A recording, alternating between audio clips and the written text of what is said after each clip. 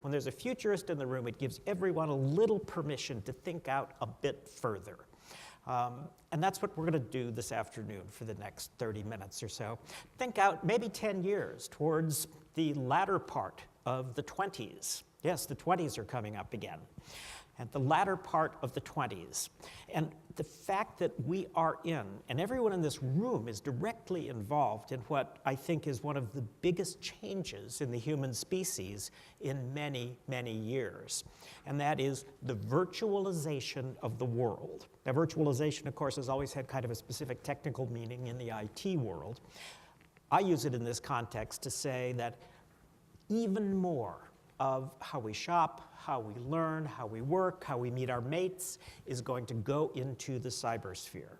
We are going to be surprised by the early 20s how much exists in the cybersphere. Quite literally, the challenge then will be figuring out how best to connect between the virtual world and the real world. Because what we're doing is building another world. We are building a thin layer of intelligence, software, data that sits on top of the physical world.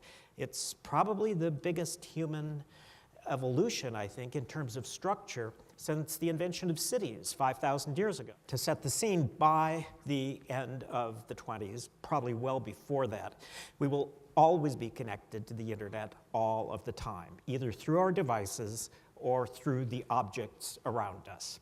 In fact, there'll probably come a point at some point in a kid's life in the 20s, maybe when they're 5 or 6, when we have to teach them what offline means. Online will be the normal state of things. The world will work much better when everything's online. In fact, some people will be more worried about losing their internet connection than losing electricity. Because, you know, if you lose electricity, most of your devices are battery powered and you can kind of wait it out.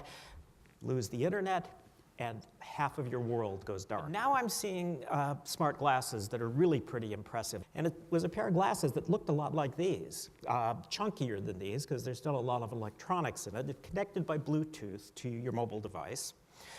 The way it did sound was it had bone conduction sensors back here on the temples behind your ears. So actually, the sound went in through the bones in your head, which produces pretty nice sound. And in fact, it sounds like you have voices in your head. So if you like that sort of thing, you're going to love these.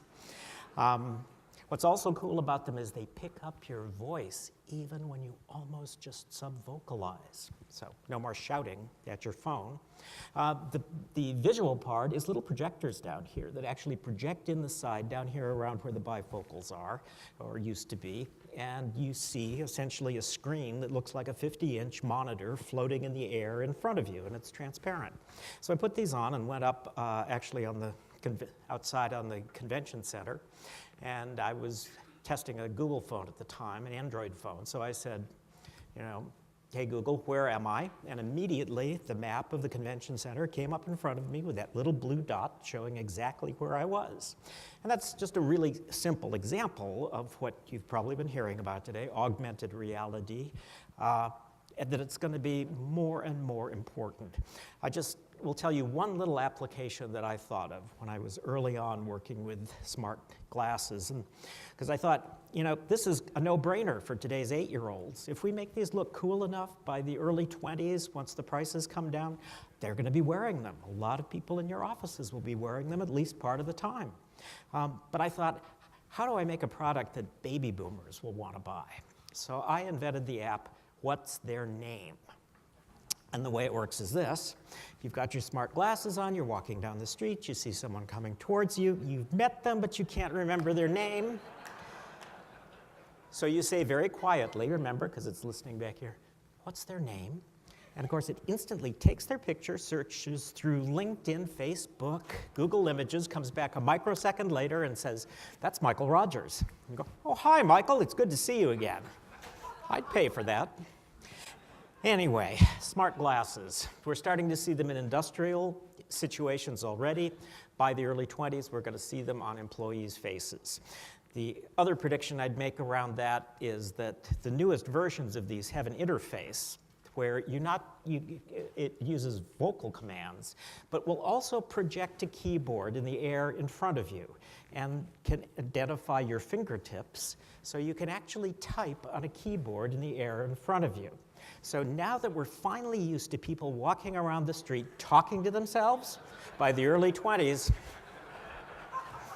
my prediction.